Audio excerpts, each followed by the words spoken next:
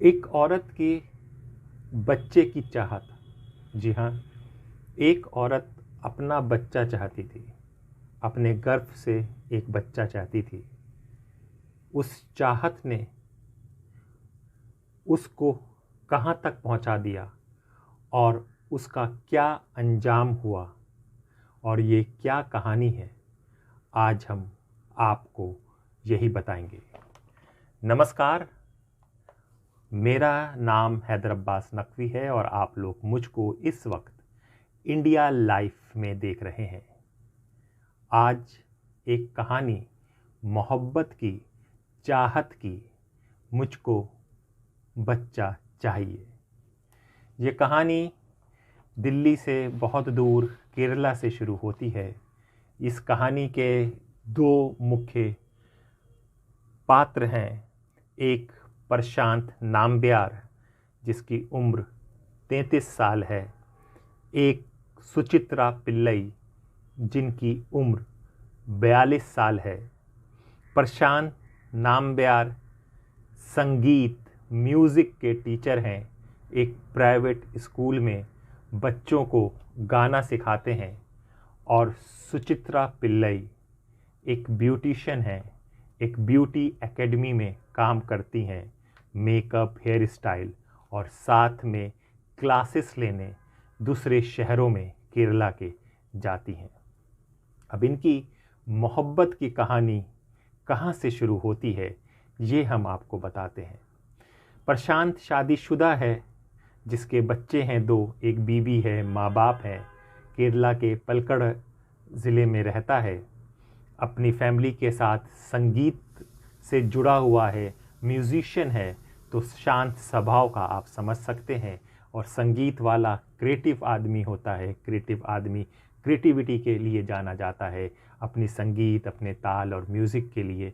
सबसे बहुत अच्छा उसका बर्ताव था, अपने फैमिली के प्रति बहुत मोहब्बत करता था, अपनी पत्नी से मोहब्बत करता था, अपने बच्चों से मोहब्बत करता था और अपने माँ बाप से मोहब्बत करता था। इसलिए दूसरे ज़िले में जब उसके माँ बाप रहते थे तो उनको वो एक किराए का मकान लेता है। जब इसको नौकरी मिलती है तो अपने माँ बाप को भी अपने साथ लेकर आ जाता है।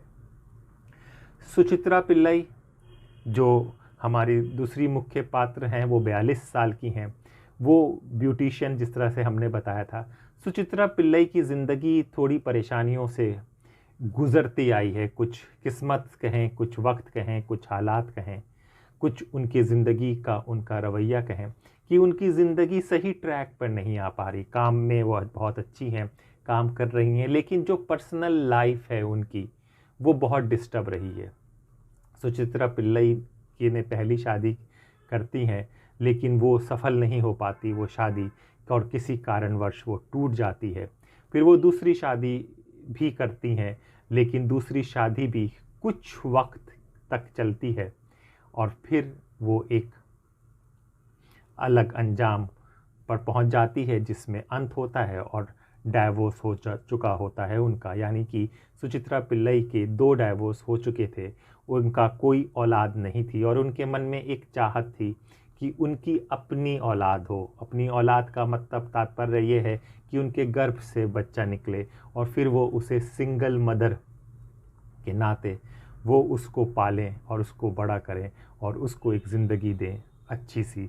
शायद उनकी कुछ अपनी पर्सनल समस्याएं थीं, कुछ वो था जो नहीं हो पा रहा था। अब ये 2 पात्र हैं जिसका बैकग्राउंड हमने आपको बता दिया है। सुचित्रा पिल्लई भी कोल्लम डिस्ट्रिक्ट में अपने माँ बाप के साथ रहती थी, क्योंकि डाइवोर्स हो चुका था और कमाती थी, अकेली बेटी थी ये। और प्रशांत नाम्बियार भी अपनी पूरे परिवार के साथ ये रहता था।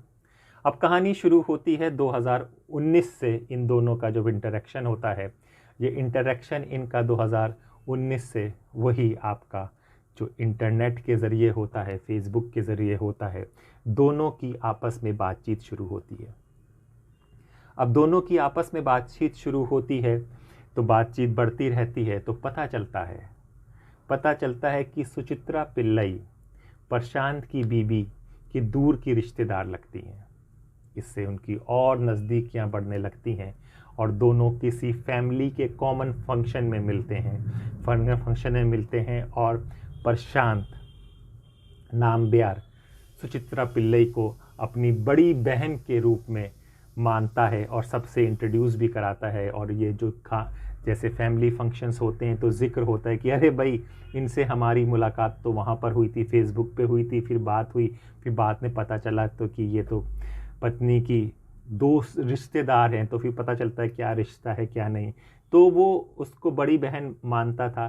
चिच्चई कोई केरल में बोला जाता होगा, चिच्चई कह के उनको संबोधित करता था।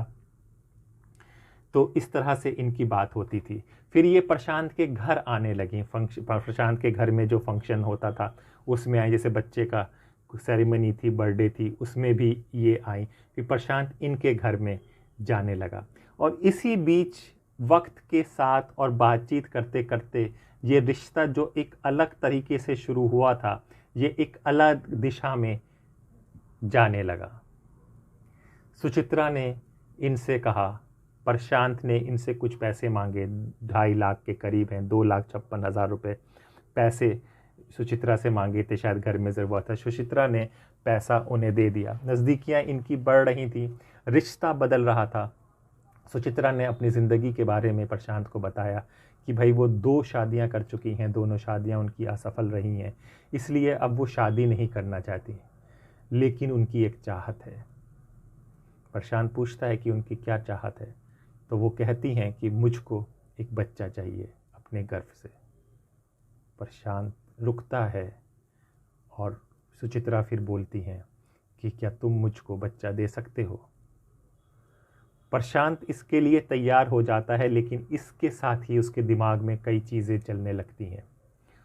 क्योंकि पैसा ले चुका था, बराबर सुचित्रा से काम ले रहा था आए दिन, क्योंकि सुचित्रा अच्छा कमाती थी, तो एक लाइफ के लिए, चीज़ों के लिए, और नज़दीकियाँ और जो भटकाव होता है उस रास्ते पे वो भटक चुका था। लेकिन उसके दिमाग में ये चीज़ आती है कि अगर मेरा बच्चा सुचित्रा से होता है तो जो हमारा ये अफेयर में बदल गया है, जो हम एक रिश्ता लेके चले थे कि मैं इसे बड़ी बहन कहता था, और ये रिश्ता अब ये अफेयर में बदल गया, और फिर अफेयर के बाद ये बच्चा भी हो जाएगा, तो इससे जब ये खुलेगा तो काफ़ी बदनामी होगी और बाकी रिश्ते जो मेरे हैं वो ख़राब हो जाएंगे। ये उसके दिमाग में कहीं आने लगा था, लेकिन वो इसको ख़त्म करने के लिए या आगे बढ़ने के लिए वो सुचित्रा से कहता है कि हाँ, हम ऐसा करेंगे। तो 17 मार्च को, 15 मार्च के करीब, ये 2019 की बात है, 2020 तक आ चुका है। 2019 में इनकी मुलाकात जो हुई थी, 2020 आ गए। 17 मार्च को ये लोग प्लान करते हैं कि भाई मैं अपने घर वालों को, यानी कि बीबी को मैं उसके मैके भेज दूंगा और माँ बाप को अपने जो पुराने घर हैं हम वहाँ भेज देंगे, और हम लोग कुछ टाइम साथ अपने घर में, मैं अपने फ्लैट में रहूँगा, तुम्हारे साथ हम लोग बात करते हैं, और जो तुमने कहा है उस चीज़ पर हम लोग आगे की तरफ चलते हैं। तो ये दोनों में रजामंदी होती है। सुचित्रा अपने घर में बताती है कि उसको कोचिंग के लिए दूसरे शहर जाना है और वो 20 तक लौट आएगी, और कोचिंग सेंटर में कहती है कि वो 20 तक लौट आएगी, उसके कोई रिश्तेदार हैं जिनसे मिलना उसको बहुत ज़रूरी है। तो ये बात करके ये वहाँ से निकलती है। प्रशांत इससे कहता है कि तुम उस दिन काले कपड़े पहन कर आना।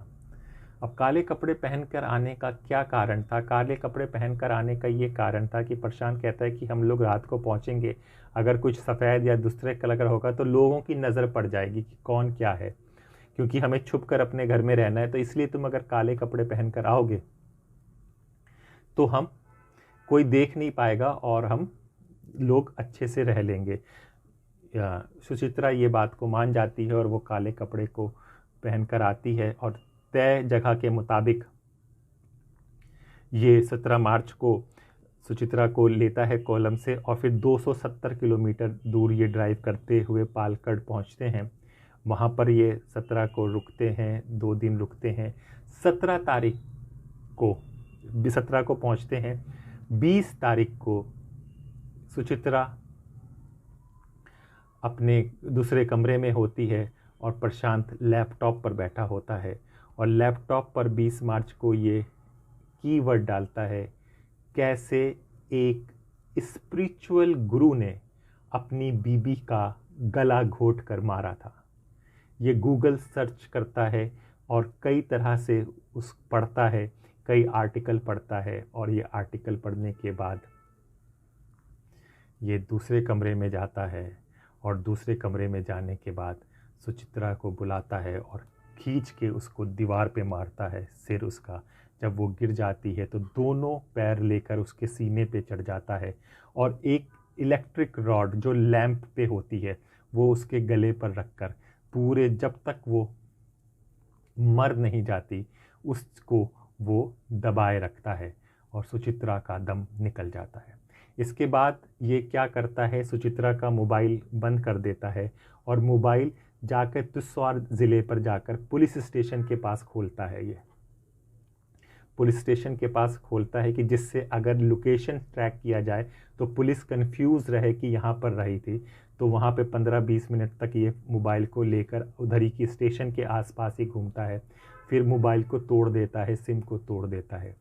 इसके बाद ये वापस घर में आता है और फिर सुचित्रा के टुकड़े करता है। पहले घुटने से नीचे तक के पैर को काट देता है, हाथ को काट देता है, सिर को काट देता है और अपने घर के पीछे, क्योंकि केरला में बड़े घर होते हैं, पीछे लॉन टाइप का वो होता है, तो उसमें जाकर एक गड्ढा खोदता है और गड्ढे में उनको दफन करता है। और साथ में केवल मिट्टी से नहीं, साथ में ईंटें और पत्थर, जैसे पूरी कब्र प्रॉपर बनाई जाती है वो बनाता है, जिससे कुत्ते भी कोई नोच ना पाए, और उसको पूरा फ्लैट कर देता है। साथ में जिस चाकू से मारा था, जिस रॉड से किया था, और जो वो कपड़े पहन कर आई थी काले, उन सब को जला दिया जाता है और फिर उसको भी ये गड्ढे में बंद करके बरी कर देता है।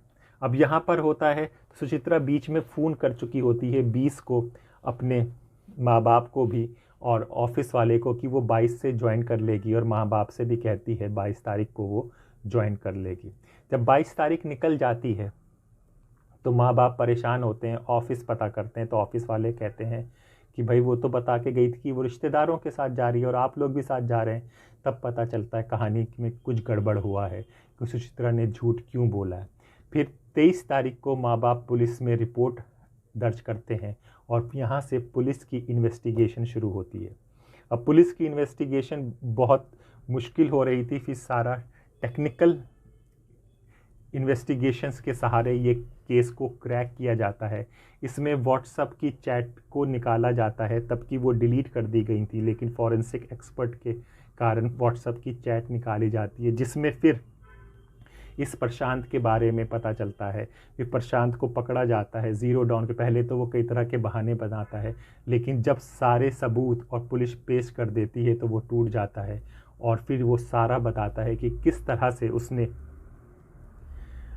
सुचित्रा को मारा था, किस तरह से सुचित्रा क्या चाहने लगी थी, किस तरह से उसने पैसा लिया था और किस तरह से उसका कत्ल किया है। फिर पुलिस जब गूगल सर्च के डिलीट हिस्ट्रीज को निकाला जाता है, उसने सब हिस्ट्री अपनी डिलीट कर दी गई थी, लेकिन साइबर सेल के थ्रू डिलीट हिस्ट्री को निकाला जाता है, तो उसमें पता चलता है कि इसने कैसे मारा था। तो पता चलता है कि इसने स्पिरिचुअल गुरु ने अपनी पत्नी को कैसे मारा है। ये आर्टिकल्स के सारे वर्जन इसने पढ़े। फिर उसके बाद किस तरह से बॉडी को हम लोग दफना सकते हैं, डिम्पोज कर सकते हैं मारने के बाद, वो सब पढ़ा गया।